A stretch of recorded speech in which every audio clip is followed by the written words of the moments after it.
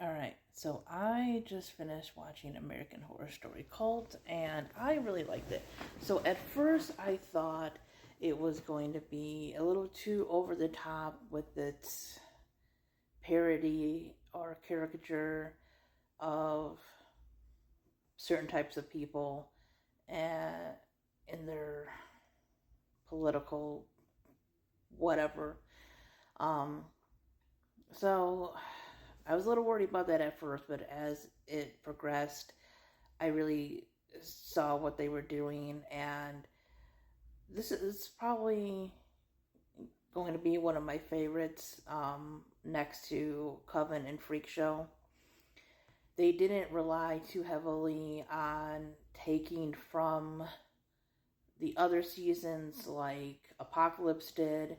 This is the first one I've watched, and there's like, I don't know how many seasons now, so there could be more like this, but this is the first one I watched where I did not notice any like supernatural or paranormal things other than like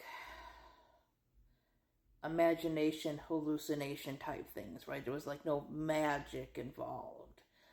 This is basically based upon like real life worries and fears and stuff, and that's actually a pretty cool cover. I really like that.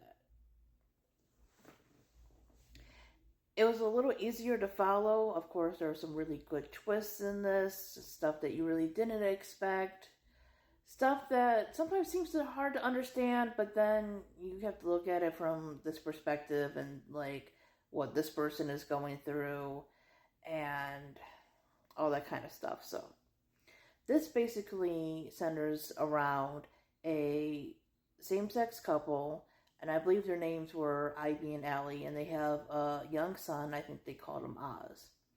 And Allie has a lot of phobias. Um, like clowns is the biggest thing. Also, I forget what the word is, and it starts with a T, and I know it's try something, but it's basically like the fear or like the disgust of holes, which is where this comes in, because they have neighbors that are beekeepers, and she just hates like the beehives and stuff like that. So the cover does technically pertain to the, um, you know, the season. Anyways, she is seeing clowns everywhere, and she's terrified of these things. She's also worried about, her marriage, because this is after the 2016 election, where Donald Trump is elected president, and she's worried about her rights being taken away, as a woman, as somebody in a same-sex marriage, and there's just everything's taking a toll on her. She's just like losing like her grip on reality, right? Or so she thinks, because again, she's being chased by clowns that nobody else can see. And she becomes very paranoid, very scared, which is, very understandable. And and I forget how, but they end up meeting up with their neighbors and everything. Their neighbors consist of a woman and her husband who is gay, but they decided to marry each other because they couldn't find partners or whatever, so they had been like friends for years. And they come off very, I want to say stereotypically liberal, like the kind that tries to be so not racist or not whatever kind of phobic that they come off very much like that, or they just really have no idea, and they try to um, be the good guys, right? They're the ones that seem to kind of like speak over marginalized people. They're the ones that would culturally appropriate without realizing that they do, or just, yeah, those kind of people. So they end up giving her a gun, right? And because I forgot why, but they stashed it up on like weapons and stuff. And one night, there's somebody at the door, and with all this clown stuff, she is, like I said, so paranoid, she accidentally ends up shooting somebody. And I think it was somebody that worked at her work because her and her wife own, it's not a restaurant. I think it's a butchery or something like that. Something to do with like food and meat and stuff like that.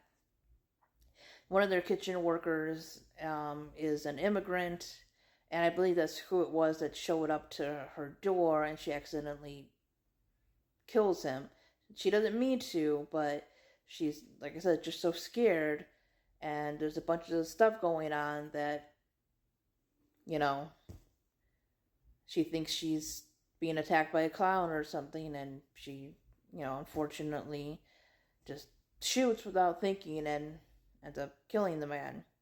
And they show up to her door in like sombreros and stuff because, he's a man of Hispanic descent, and calling her a racist, and they don't even listen to her side, that she didn't know who it was. She couldn't tell, what race they were, what gender they were, or what anything that this person was. It was an accident. And, there's so many people like that, right? That will just show up in like cultural like wear and regalia. And I'm not saying that everything is forbidden, right? Because there's also cultural exchange and cultural appreciation, but their whole thing was just to focus on this guy's race, not find out what happened, dress the way they did, and just show up to their neighbor and call her racist, right? And then there is the babysitter, who is a more realistic liberal woman who was worried about her rights and everything.